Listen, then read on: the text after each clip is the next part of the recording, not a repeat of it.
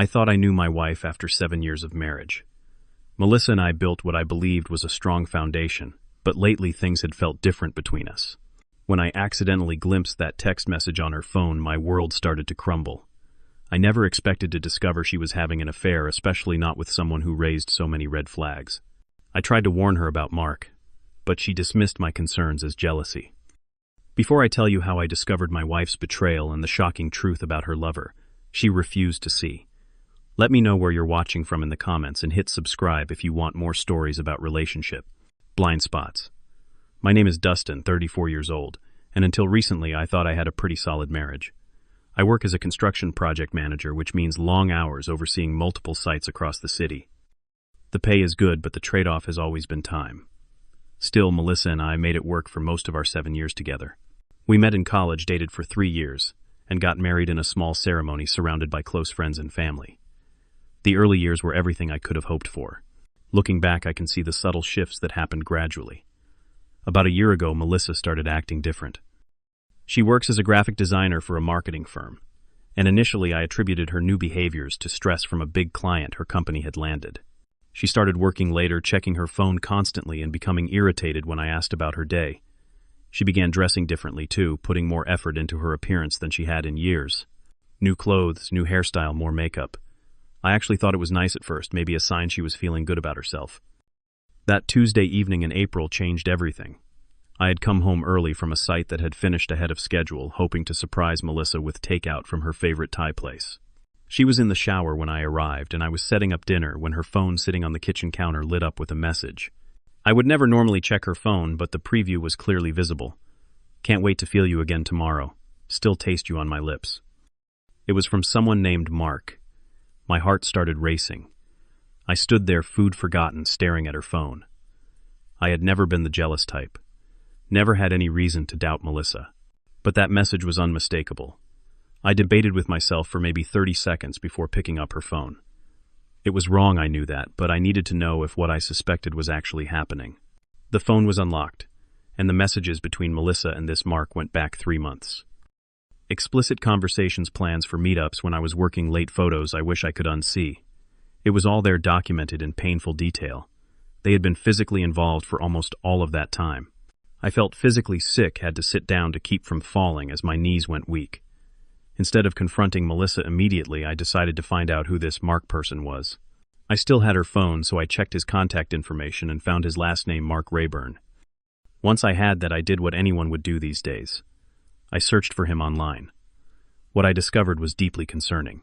His social media profiles showed a handsome guy in his early 30s, well-dressed, charming in his photos. But looking deeper, I found troubling patterns. His posts about past relationships had a manipulative quality to them, always positioning himself as the victim of crazy exes.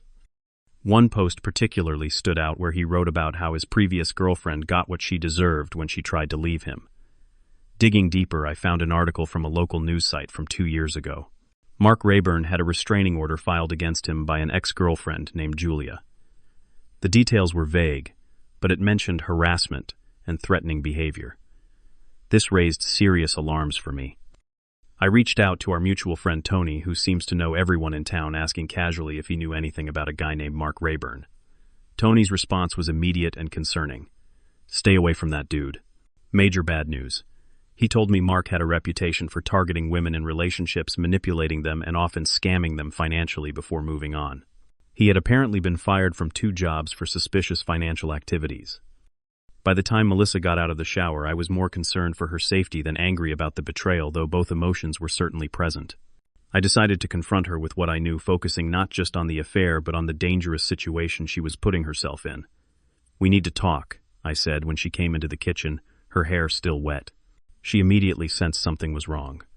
Her eyes flicked to her phone in my hand, and I saw the color drain from her face. "You went through my phone. How could you invade my privacy like that?" She deflected immediately. "I saw the preview of Mark's message when it popped up," I said, keeping my voice steady. "Melissa, I know about the affair. It's been going on for months." She denied it at first, claimed Mark was just a coworker, but when I showed her the messages, I'd seen her strategy shifted. "Fine. Yes, I've been seeing Mark. Our marriage has been dead for months, Dustin. You're never here, And when you are, you're too tired to even notice me. The accusation stung, but I tried to stay focused. I'm not just here about the affair, Melissa. This guy Mark is dangerous. He has a restraining order against him. He's been fired for fraud. Multiple people have warned me about him in just the past hour. That's when her expression changed from defensive to angry. You've been investigating him, God. How pathetic can you be? Those are all misunderstandings. His ex was jealous and vindictive, and his former boss had a grudge against him. You're just making up excuses because you can't handle the fact that I found someone who actually pays attention to me. We argued for over an hour. Every piece of evidence I presented she dismissed. Every warning I gave she twisted into jealousy or control. Nothing I said could penetrate the image of Mark she had constructed or was being fed.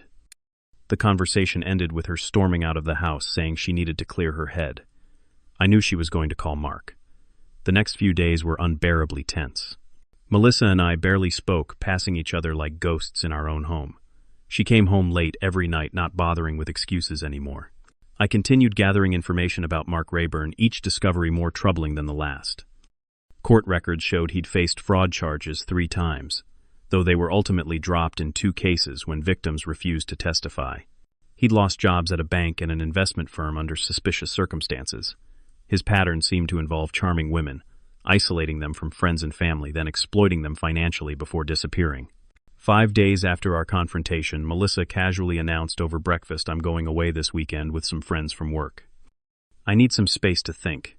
We both knew she was lying. She was going with Mark. "Melissa, please don't go," I said, trying one more time. "I've found more information about Mark. He's been charged with fraud multiple times. He targets women like you." "Like me," she scoffed. "What's that supposed to mean? Women in relationships, especially ones with access to money," I explained. "Please just look at these court records." I tried to show her the documents I'd printed, but she pushed them away. "You're being pathetic, Dustin. Making up lies about an innocent person because you can't handle that our marriage is failing." Her words cut deep, but I persisted. "I'm not making anything up. These are public records. I'm worried about your safety." She laughed coldly. "My safety? The only person making me feel unsafe right now is you with this obsessive behavior. Mark makes me feel alive, appreciated. When's the last time you did that?" The conversation wasn't going anywhere productive. After she left for work, I called my friend Brian, who's an attorney specializing in divorce law. I didn't want to think about divorce, but I needed to protect myself. "You need to secure your finances immediately," Brian advised after hearing my situation. "This Mark guy has fraud charges. Your wife is being manipulated, but that doesn't mean your bank accounts aren't at risk." That afternoon, I opened a separate account and transferred half of our savings. I felt terrible doing it, like I was giving up on our marriage, but Brian's warnings were clear. I also installed a home security system while Melissa was at work, something I'd been meaning to do anyway. While checking our joint accounts, I discovered something disturbing. Over the past 2 months, small amounts ranging from $100 to $500 had been regularly withdrawn from our savings account. Together, they added up to nearly $8,000. Melissa had never mentioned these withdrawals. That evening, my friend Jake called. "Dude, I just saw Melissa at Castello's with some guy. Definitely not a work event. They were all over each other." Castello's was an expensive Italian restaurant across town, a place Melissa and I only went for special occasions. The thought of her there with Mark made my stomach turn. When I checked our credit card statement online, I found charges I didn't recognize. Hotel rooms in neighboring towns, an expensive jewelry store purchase for $700, a weekend spa retreat just 2 weeks ago, when Melissa had said she was at a work conference. When she came home that night, I confronted her about the financial discoveries. "You've been taking money from our savings. $8,000, Melissa. And the credit card charges hotels jewelry. What's going on?" For a moment she looked caught, but quickly recovered. "I deserve some happiness, Dustin. You've neglected me for years with your 60-hour work weeks. Those 60-hour weeks that paid for our house, our cars, the lifestyle we built together. That doesn't justify stealing from our shared accounts," I countered, "or lying about where you're going and what you're doing. I'm leaving tomorrow for the weekend," she announced, changing the subject. "I need time away from this toxic environment. Please don't go with him," I said, making one last attempt. "Every sign points to this guy being dangerous. He's using you, Melissa." Her face hardened as she packed a bag. "You don't know him. You don't know anything. I'm blocking your number for the weekend. I don't need your paranoid accusations ruining my time away." and with that she walked out suitcase in hand. I heard her car start watch through the window as she drove away, and felt a sickening mix of anger, betrayal, and genuine fear for her safety. The weekend dragged by in a haze of anxiety and heartbreak. I alternated between rage at Melissa's betrayal and genuine concern for her well-being. I tried calling several times despite her threat to block me, but each call went straight to voicemail. I considered reporting her missing, but knew the police would do nothing if I admitted she had voluntarily left with someone. Saturday passed. Sunday crawled by with no word. I tried to distract myself with work projects and household repairs, but my mind kept returning to worst-case scenarios. Sunday night around 11:30, my phone rang with an unknown number. I almost didn't answer, thinking it might be a spam call, but something made me pick up. Dustin Melissa's voice was barely a whisper, thick with tears. "I need help." My heart dropped. "Where are you? Are you okay?"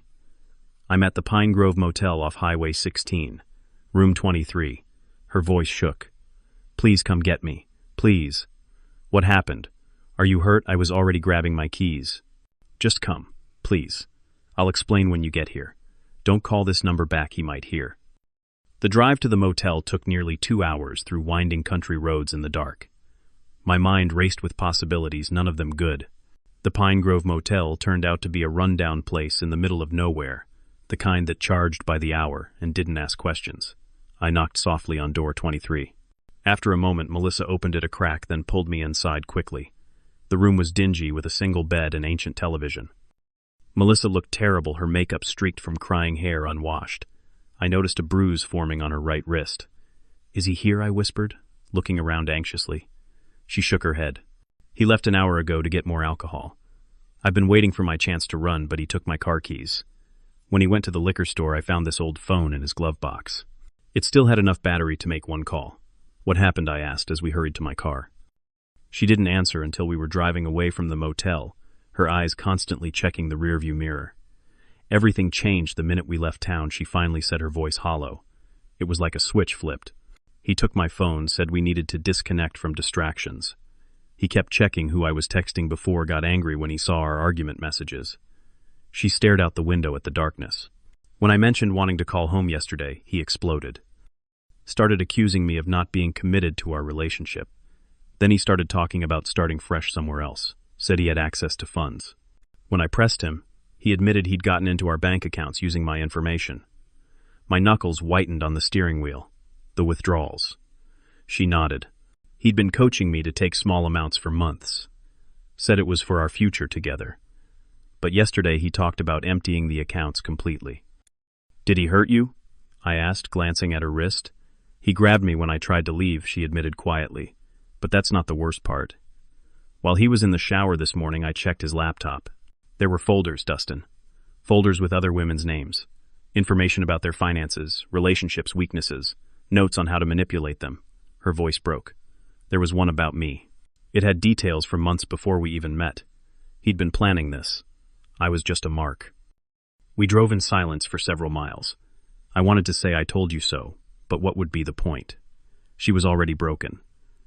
"Everything you warned me about was true," she finally said. "I should have listened." When we finally arrived home around 2 a.m, something felt off immediately. The front door was still locked, but a potted plant on the porch had been knocked over. Inside, small things were out of place. "Stay here," I told Melissa, moving cautiously through the house. The back door showed signs of someone trying to force it open. Thankfully, the new security system had held. I checked the camera footage on my phone and felt a chill. Mark had tried to break in less than an hour after we'd left the motel. Somehow he'd figured out where I lived. I called the police immediately. They took the situation seriously, especially after seeing the security footage and the bruise on Melissa's wrist. They took statements from both of us, gathered the evidence I'd collected about Mark's background, and promised to look for him. 2 officers remained outside our house for the rest of the night as a precaution. Melissa and I sat in stunned silence in the living room, the weight of everything that had happened hanging between us like a physical presence. The spare bedroom became Melissa's temporary sanctuary in the days that followed. We moved around each other awkwardly, like strangers forced to share a space. She spent most of her time there, emerging only for necessities. 3 days after our return, the police called with an update. They'd arrested Mark Rayburn at a bus station. He was being charged with multiple offenses, including assault, attempted breaking and entering, and fraud. As the investigation progressed, more victims came forward. The detective told us Mark had targeted at least 7 other married women in the past 2 years, following a nearly identical playbook each time. One evening, about a week after everything happened, Melissa and I finally had our first real conversation. "I'm sorry," she said, simply sitting at the kitchen table across from me. "I should have trusted you. I should have seen the signs." "Why didn't you?" I asked, not accusingly but genuinely wanting to understand. She was quiet for a long moment. He filled a void I didn't want to admit was there. Our marriage had been struggling for a while, Dustin. We barely talked anymore.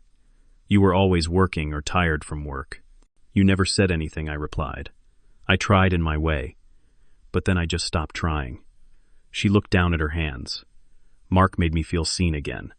Every time a red flag appeared, he had the perfect explanation that made me doubt myself instead of him. He was so good at twisting things.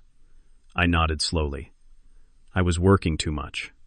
I thought providing financially was enough. It wasn't. "That doesn't excuse what I did," she said firmly. "The affair, the lying, taking money from our accounts. I destroyed your trust. I'm not sure it can be rebuilt." She was right. Despite my concern for her safety, despite the relief I felt that she was okay, the betrayal remained like a wall between us. Melissa started seeing a therapist to understand how she'd become vulnerable to manipulation. I began therapy too, processing my own feelings and examining my role in our marriage's decline. We agreed to try marriage counseling, but we both knew it might be too late. 3 months after the incident, our therapist helped us have a difficult conversation about our future. We decided Melissa would move into an apartment to gain perspective. The distance was both painful and necessary. I focused on rebuilding my life. I reconnected with friends I'd neglected, took up mountain biking on weekends, and even started dating casually after 6 months. Through therapy, I learned to establish better boundaries and recognize my own worth. Melissa and I finalized our divorce after a year, the proceedings surprisingly amicable given what we'd been through. We both recognized that while love had existed between us, trust had been irreparably broken. Sometimes that's just how it goes. She got help started fresh in another city, and we occasionally exchanged brief, polite messages on birthdays. As for Mark, he was sentenced to 8 years for crimes involving multiple victims. The justice system finally caught up with him. The most important lesson I learned through all this was to trust my instincts. Red flags appear in relationships for a reason. Ignoring them doesn't make them disappear. It only delays the inevitable reckoning. I also learned that trying to warn someone in the grip of manipulation is nearly impossible until they're ready to see the truth. The hardest part was watching someone I cared about walk straight into danger despite my warnings.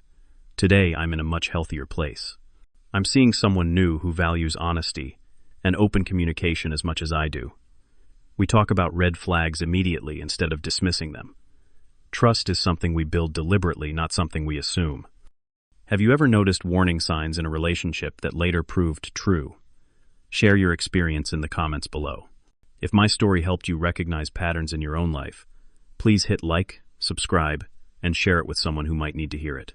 Thank you for listening to my journey, and remember that sometimes the hardest lessons lead to the greatest growth.